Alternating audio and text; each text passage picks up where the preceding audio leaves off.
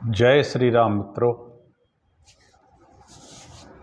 सभी दयालु भक्तजनों, मार्कंडेय पुराण की कथा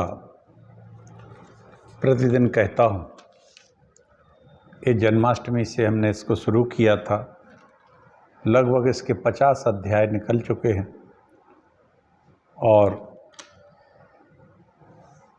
तामस मनु की कथा कहना है आज से।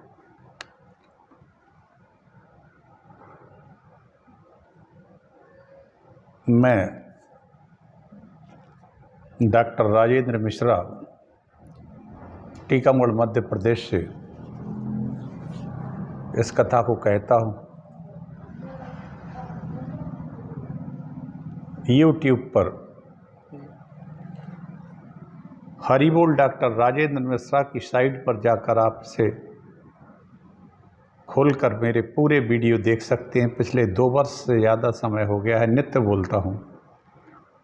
मेरा फ़ोन नंबर है 99 81 870 134 99 81 870 134। मित्रों, हमारे पुराण जो हैं ये हमारे भारतीय सनातन साहित्य के महान रत्न हैं, जो हमें भाग्य से प्राप्त हुए हैं। और वो इसलिए हुए हैं क्योंकि हम सनातन धर्म में हमारा जन्म हुआ है। वैसे तो इसको सभी लोग पढ़ सकते हैं, लेकिन दुर्भाग्यवश कुछ लोग नहीं पढ़ते हैं। इसको सभी को पढ़ना चाहिए या तो फिर सुनना चाहिए। ये ज्ञान से और विज्ञान से और आध्यात्म से सभी से भरे पड़े हैं। एक ज्ञान के अद्भुत भंडार है, ये रत्न है। ये मार्कंडेय पुराण जो है उन्हीं रत्नों में से एक है। 18 पुराणों में ये 7वें क्रम पर आता है।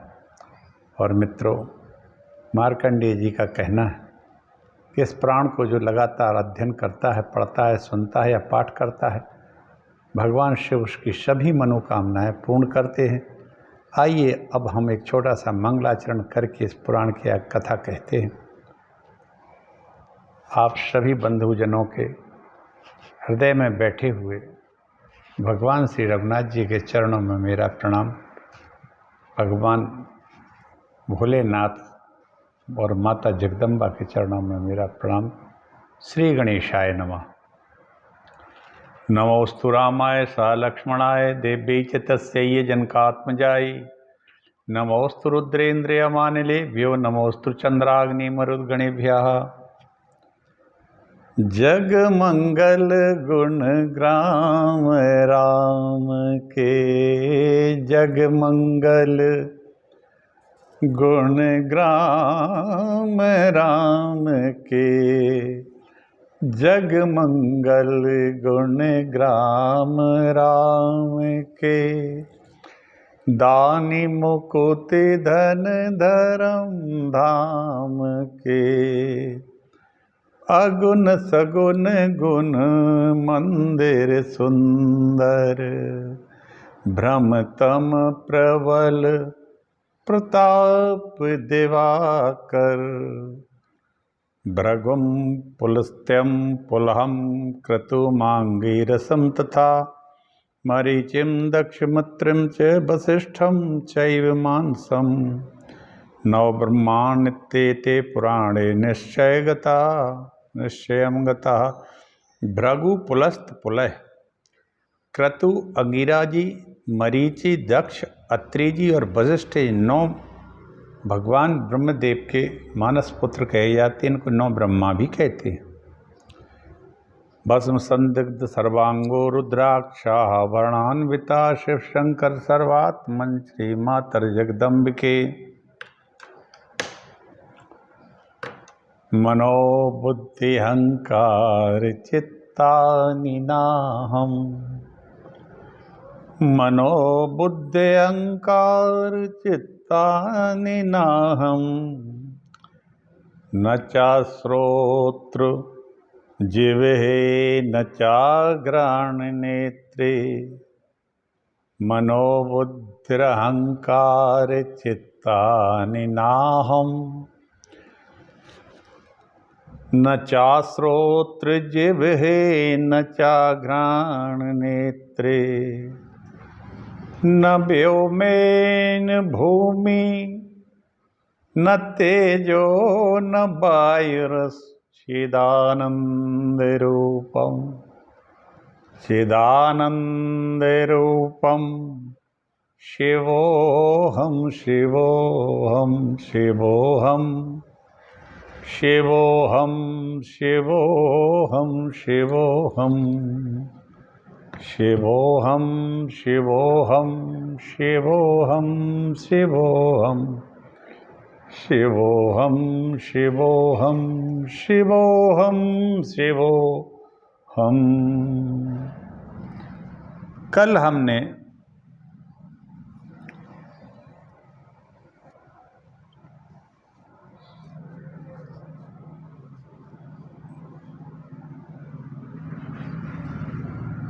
स्वारोचिष मनु का, उसके बाद औत्तम मनु का वर्णन किया था।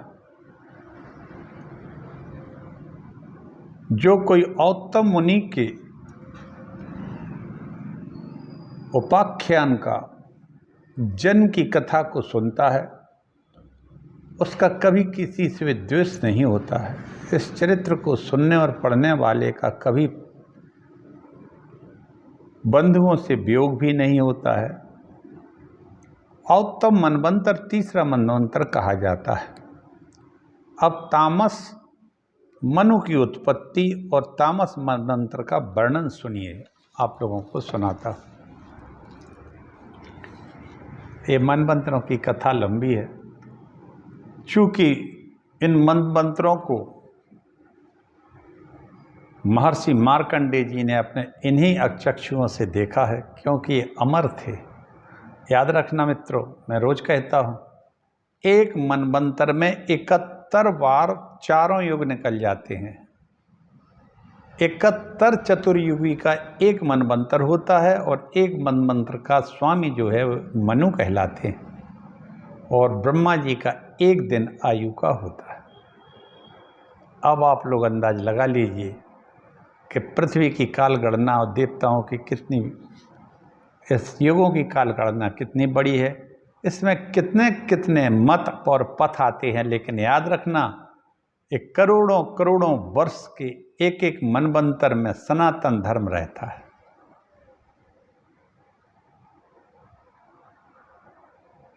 इसलिए आइए आज तामस मनवंतर की कथा सुनते हैं। मार्कंडेय जी कहते हैं, क्रौष्टुक जी, मुने इस पृथ्वी पर स्वराष्ट्र नाम का एक विख्यात राजा था, जो पराक्रमी भी था। राजा के मंत्री की आराधना से प्रसन्न होकर भगवान सूर्य ने राजा को एक बहुत बड़ी आयु प्रदान कर दी थी। राजा 100 स्त्रियां थी, किंतु वे उनकी भांति बड़ी आयु से युक्त न होने के कारण समय के अनुसार मृत्यु को प्राप्त हो जाती थी। इस स्वराष्ट्र नाम के राजा जो थे, ये बहुत दीर्घायु थे। इनकी औरतें होती थीं और वे अपनी आयु पूर्ण करने के मरती जाती थी। उन सबके अभाव में राजा का चित्त उद्विग्न हो गया, शक्ति क्षीण होने लगी। उन्हें वीर्य से हीन एवं दुखी जानकर विमर्द नाम के एक राजा ने आक्रमण करके उनका राज्य छीन लिया। राज्य के च्युत होने पर भी विरक्त हो वन में चले गए और झेलम नदी के तट पर रहकर तपस्या करने लगे। वे गर्मी में पंचाग्नि, जाड़े पांचों अग्नि पंचाग्नि का सेवन करते थे। पंचाग्नि का मतलब होता है हर मौसम में उसी के अनुसार अपने जीवन को रखना। गर्मी में रहना, सर्दी में सर्दी में रहना, बरसात में खुले आसमान के नीचे रहना। इसको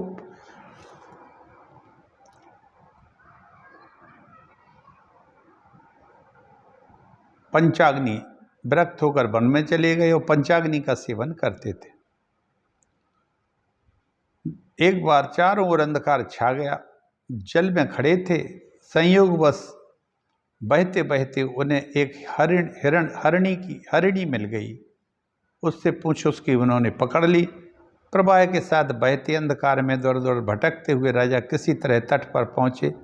वहाँ भी बहुत दूर तक कीचड़ था, पार करना कठिन था, तथापि वे हरणी की पूंछ से खिंचते हुए उस कीचड़ को भी पार हो गए। वो मृगी जो थी उसको पकड़े पकड़े ये कीचड़ और पानी दोनों को पार कर गए। राजा ने पूछा, मृगी तू है कौन और मनुष्यों की तरह कैसे बोलती है?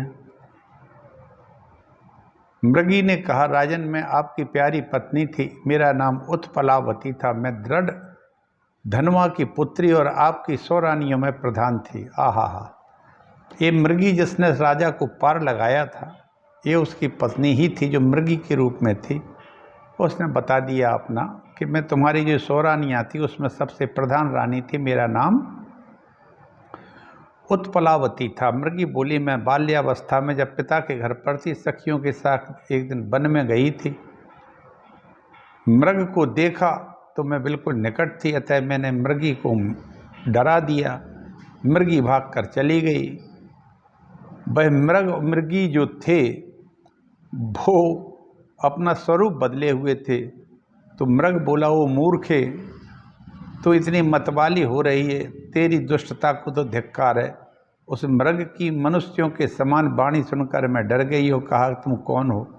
तो उसने कहा, मैं निवृत्ति चक्षु नामक मुनि का पुत्र हूँ और मेरा नाम सुतपा, मैं सुतपा मुनि हूँ। काम के बस हो गया था तो मैंने उसका अनुसरण किया, परंतु तूने आकर मुझसे उस मृगी का वियोग करा दिया, इसलिए मैं तुझे अब श्राप देता हूँ। तब मैंने कहा कि आप हमें मेरे अपराध का श्राप मत दीजिए। मेरे यों कहने पर मुनि बोले, यदि तुझे अपने को दे सकूं तो तेरे गर्भ से पुत्र उत्पन्न कर सकूं तो तुझे श्राप नहीं दूंगा। मैंने कहा, मैं ना तो मृगी हूँ और ना वन में मृगी का रूप धारण करके घूमती हूँ, अतः मेरी ओर से अपना मन हटा लीजिए, आपको दूसरी कोई मृगी मिल जाएगी। यह बात सुनकर मुनि की आंखें और लाल हो गई और उसने बोला, मुनि बोला, सुतपा बोला, मैं मृगी कहती, मैं नादान, तू कहती है कि मृगी नहीं हूँ तो ले तू अभी मृगी हो जा, मैं बनाई देता हूँ। अतः दुख तो मुनि को प्रणाम करके बोली, मुझ पर प्रसन्न हो जाइए, मैं बालिका हूँ, बोलने का ढंग जानती नहीं। मुनिवर पिता के न रहने पर ही स्त्री स्वयं पति चुनती है, पिता के रहने पर, जीवित रहने पर मैं आपको अपने आप में वर्ण नहीं कर सकती। देखिए, भारतीय संस्कृति का एक बड़ा अद्भुत उदाहरण, ये मृगी भी जो मनुष्यों की भाषा बोलती थी, उसने कहा, पिता के रहते मैं अपना स्वेच्छा से वर्णन नहीं कर सकती हूँ वर का, मेरे पिता ही इसका वर्णन करेंगे। जब वो हमारे लिए वर्ण करेंगे तभी मैं विवाह करूँगी। मैं आपके चरणों को प्रणाम करती हूँ। तब सुतपा ने कहा, मेरी बात झूठी नहीं हो सकती, तू मरने पर इसी वन में मृगी हो जाएगी। उस समय सिद्ध वीर्य मुनि के पुत्र महावायु लोल तेरे गर्भ में आएंगे। अब ये घटना कहाँ से जुड़ गई है, देखिए आप।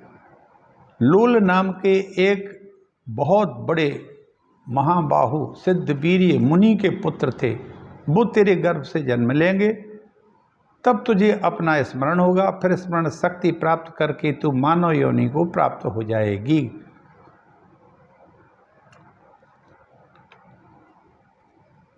लोल भी बड़े पराक्रमी होंगे, अपने पिता के शत्रुओं को मारकर सारी पृथ्वी पर अधिकार कर लेंगे, तत्पश्चात वे मनु के पद पर प्रतिष्ठित होंगे। आप इस प्रकार साप मिलने पर मैं त्रयग योनि में आई हूँ और आपके स्पर्श का होने मात्र से मेरे उदर में गर्भ स्थापित हो गया है। ये उन्होंने सुतपा मुनि से कहा। मृगी के यों कहने पर राजा को बड़ी प्रसन्नता हुई। उन्होंने सोचा, मेरा पुत्र मेरे शत्रुओं को परास्त करके इस पृथ्वी पर मनु होगा। ये स्वराष्ट्र नाम के राजा की कथा है। उस मृगी ने जैसे उसको पार किया था, उसी से इनके उदर में गर्भ स्थापित हुआ। वो इनकी ही पत्नी थी, उत्पलावती नाम की। कहने का आशय ये है संक्षेप में कि राजा स्वराष्ट्र ने भारी तपस्या की, वर्षा में वो बह गए, एक मृगी की पूंछ पकड़ में आ गई, वो भी बह रही थी, उससे ये किनारे लग गई और उस मृगी ने अपना पूर्ण वृत्तांत सुनाया कि मैं आपकी ही पत्नी उत्पलावती हूँ, पूर्व जन्म में थी। इस समय मैं कई कारणों से मृगी का रूप धारण किए हूँ। सुतपा नाम के ऋषि ने हमें श्राप दिया हुआ है और आपके स्पर्श से मेरे उदर में गर्भ स्थापित जब हो जाएगा और उदर में एक लोल नाम के ऋषि हमसे जन्म लेंगे, तब मैं अपने इस श्राप से मुक्त हो जाऊंगी। अब इन कथानकों में कौन कौन से विशेष आशय भरे पड़े हैं, ये आज हम देखते हैं कि कई तरह के से जनरेशन आ रही है।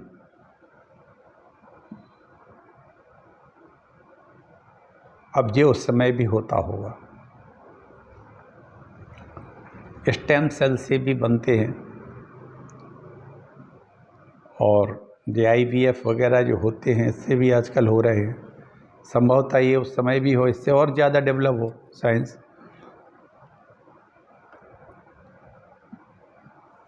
तदनंतर कुछ काल के पश्चात एक पुत्र को उससे जन्म हुआ, उत्पलावती से। उसके शरीर संपूर्ण भूत आनंद का अनुभव करने लगे। विशिष्ट राजा को प्रसन्नता हुई, उत्तम लोगों को वो मृगी चली गई। बालक का नामकरण हुआ। चूँकि उसका तामसी योनि में पड़ी हुई माता के गर्भ से जन्म हुआ था, इसलिए इस बालक का नाम तामस हुआ। तत्पश्चात पिता अपने पुत्र तामस का लालन पालन करने लगे। तामस को कुछ समझ हुई तो उसने पिता से पूछा, तात आप कौन हैं? मैं आपका पुत्र किस प्रकार हूँ? माता कौन है और किस लिए यहाँ आए हैं?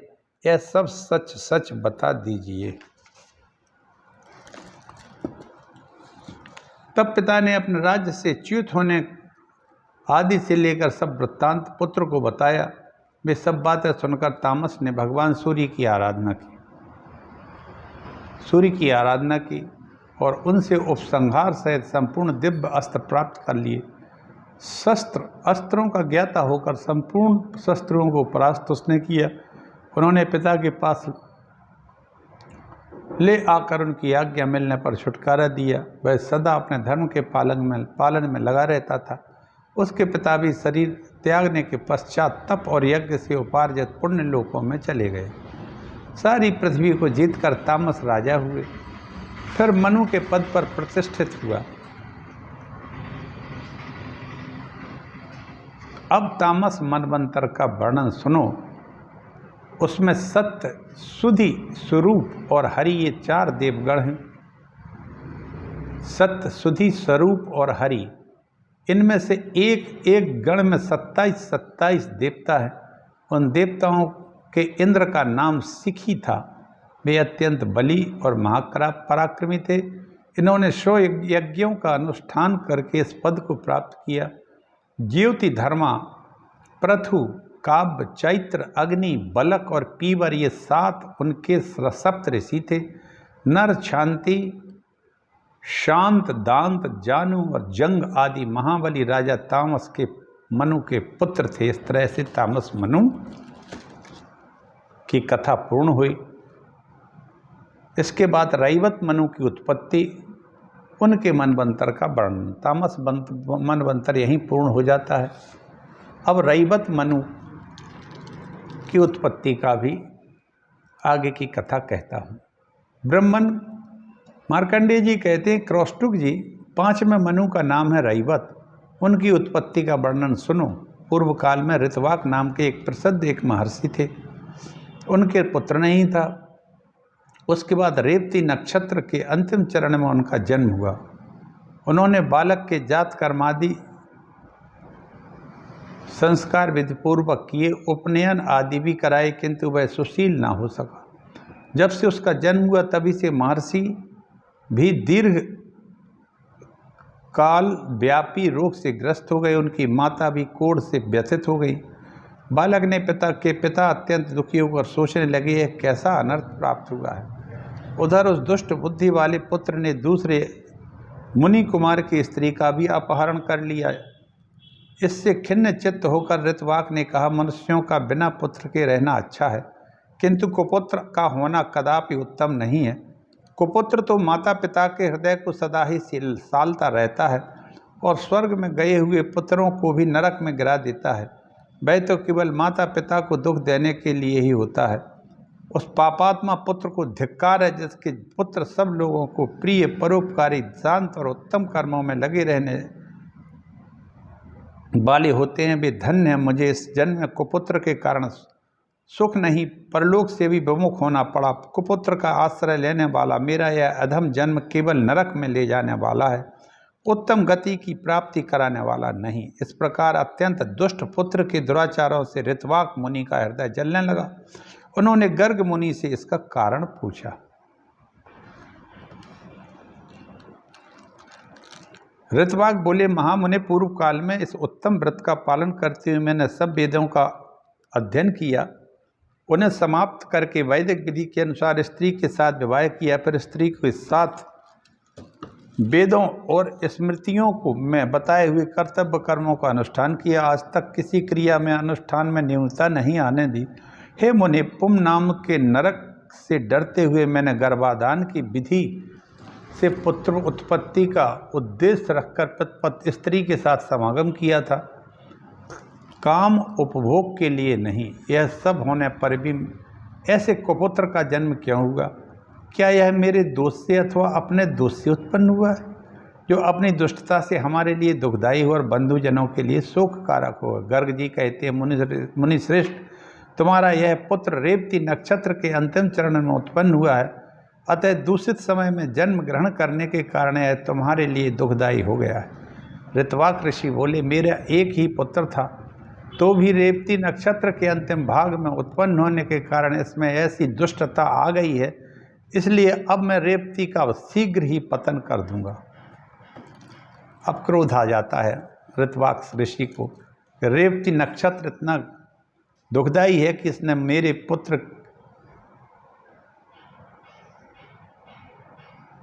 की बुद्धि खराब कर दी है, इसलिए मैं इस रेवती नक्षत्र को ही खत्म किए देता हूँ, ताकि भविष्य में किसी को इस प्रकार दुखी ना होना पड़े। मुनि के इस प्रकार साप देती ने रेवती नक्षत्र आकाश से गिर गया। संसार चकित चित्त होकर इस दृश्य को देखता रहा। वह नक्षत्र कुमुदगिरी के चारों ओर गिर गया। वहाँ का वन, गुफाएं, झरने आदि सहसा उद्भासित हो उठे। रेवती नक्षत्र के गिरने से कुमुदागिरी का नाम रैवतक पर्वत हो गया। वह कमल मंडित सरोवर के रूप में प्रकट हुए, जो नक्षत्र की कांति थी। उस समय उस सरोवर से एक अत्यंत सुंदरी कन्या का प्रादुर्भाव हुआ। वह रेवती की कांति से प्रकट हुई थी, इसलिए प्रमुच मुनि ने उसे देखकर उसका नाम रेवती रख दिया। वह अपने आश्रम के पास ही प्रकट हुई थी, इसलिए वे ही पिता की भांति उसका पालन पोषण करने लगे। जब यौवनावस्था में पदार्पण उसने किया, तब प्रमुख मुनि उसके लिए योग्य वर पूछने के विचार से अग्निशाला में गए। उनके प्रश्न करने पर अग्निदेव ने उत्तर दिया, इस कन्या के स्वामी राजा दुर्गम होंगे, जो महाबली, महापराक्रमी, प्रिय वक्ता और धर्म वत्सल होंगे। इसी बीच मृया के प्रसंग से राजा दुर्गम मुनि के आश्रम पर आ पहुँचे। वे प्रियव्रत के वंश में उत्पन्न और पराक्रमी बलवान थे। उनके पिता का नाम विक्रमशील कालिंदी के गर्भ से उत्पन्न हुए थे। आश्रम में पहुंचने पर उन्हें ऋषि दिखाई नहीं दिए। तब उन्होंने रेवती को प्रिय कहकर संबोधित किया और पूछा, सुंदरी बताओ तो सही, मुनि श्रेष्ठ प्रमुच इस आश्रम से कहाँ गए? मैं उन्हें प्रणाम करना चाहता हूँ। मुनि अग्निशाला में बैठे हुए हैं। वहीं से राजा का वार्तालाप और प्रिय संबोधन सुनकर वे बाहर आए। उन्होंने देखा राजोचित चिन्ह से युक्त महात्मा दुर्गम विनीत भाव से सामने खड़े हैं। उन्हें देखकर मुनि ने गौतम नामक शिष्य से कहा, गौतम, इन महाराज के लिए अर्घ दो। आसन पर विराजमान हुए महामुनि प्रमुख ने स्वागत पूर्वक कहा, राजन, आपके घर सेना खजाना सब ठीक है? राजा ने कहा, सब ठीक है।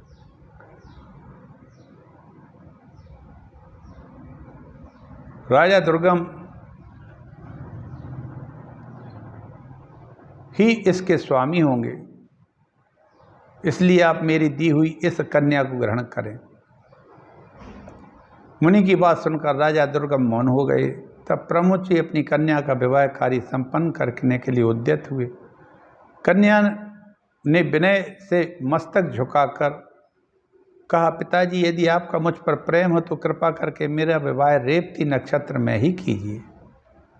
ऋषि बोले, भद्रे ऋतवाक नाम से विख्यात तपस्वी मुनि ने रेवती नक्षत्र पर क्रोध करके उसे नक्षत्र मंडल से नीचे गिरा दिया है। कन्या ने कहा, पिताजी ऋतवाक मुनि ने ही ऐसी तपस्या की है, आपने नहीं। यदि आप भी तपस्वी हैं तो रेवती नक्षत्र को पुनः आकाश में स्थापित करिए, आप उसी नक्षत्र में मेरा विवाह करिए। ऋषि बोले, भद्रे तेरा कल्याण हो, अब तू प्रसन्न हो जा, मैं तेरे लिए रेवती नक्षत्र को पुनः चंद्रमा के मार्ग में स्थापित करता हूँ। तदनंतर महामुनि प्रमुच ने अपनी तपस्या से प्रभाव से रेवती नक्षत्र को पुनः पहले की भांति चंद्रमंडल से संयुक्त कर दिया। उसी नक्षत्र में वैदिक मंत्रों से विवाह किया। इस विवाह में दहेज के रूप में आपको क्या दूं? मेरी तपस्या अप्रतिहत है, मैं आपको दुर्लभ वस्तु भी दे सकता हूँ। राजा ने कहा, मुनि मेरा जन्म स्वयंभू मनु के वंश में हुआ है, अतः मैं आपकी कृपा से ऐसा पुत्र चाहता हूँ जो मनवंतर का स्वामी हो। ऋषि बोले, राजन तुम्हारी यह कामना पूर्ण होगी, तुम्हारे पुत्र का नाम मनु होकर संपूर्ण पृथ्वी का उपभोग करेगा और धर्म का ज्ञाता होगा। तब राजा उस स्त्री को साथ ले अपने नगर को चले। उनसे रेवती के गर्भ से रैवत नाम का पुत्र हुआ, जो सब धर्मों से संपन्न अजेय था। वे सब शास्त्रों के ज्ञाता थे। मनवंतर में उनके मनवंतर में सुमेधा, भूपति, वैकुंठ और अमिताभ ये 4 देवगण थे। उनके मनवंतर के जो देवता थे, एक का नाम था सुमेधा, एक का भूपति, एक का नाम वैकुंठ और एक का नाम था अमिताभ। इनमें से प्रत्येक गण में 14-14 देवता थे। इन चारों देवगणों के स्वामी विभु नामक इंद्र थे, जिन्होंने 100 यज्ञों का अनुष्ठान करके इस पद को प्राप्त किया था। हिरण्य रोमा, वेदश्री, ऊर्ध्वबाहु, वेदबाहु, सुधामा, परजन्य, महामुनि तथा वेद वेदांतों के पारगामी महाभाग वशिष्ठ, ये 7 रैवत मनवंतर के सप्तऋषि थे और इनके बलबंधु महावीर स्विष्ट, सत्यक और रैवत मनु के पुत्र थे।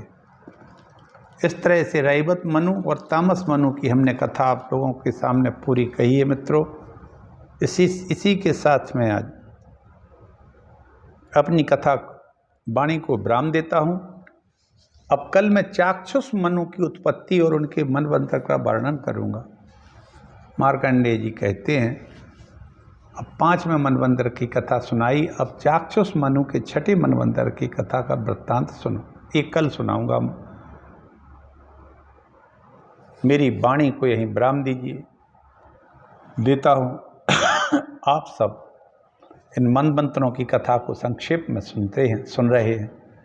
ये बड़ी ही पुण्यमयी कथा है, क्योंकि ये मनु जो हुए हैं हर मनवंतर के 71 चतुर्युगी, 71 बार ये 4 युग निकल जाते हैं, तब एक मनवंतर होता है। उसके मनु महाराजा होते हैं, उन्हीं के अनुसार इनका समय व्यतीत हुआ। उसमें 7 ऋषि इनके अलग अलग होते हैं और इनके 4 महात्मा होते हैं और इनके पुत्र होते हैं, जिनकी व्याख्या मैंने अभी सबके पुत्रों की कही है। 4 देवगण होते हैं, 4 देवगणों के ऋषि होते हैं, सप्तऋषि होते हैं, फिर इनके पुत्र आदि होते हैं। कल चाक्षुष मनु की उत्पत्ति का वर्णन करूंगा। तब तक के लिए आप सबको मेरा प्रणाम। भगवान आप सबकी रक्षा करे, सद्बुद्धि प्रदान करे और अपनी भक्ति भी प्रदान करे। जय श्री राम।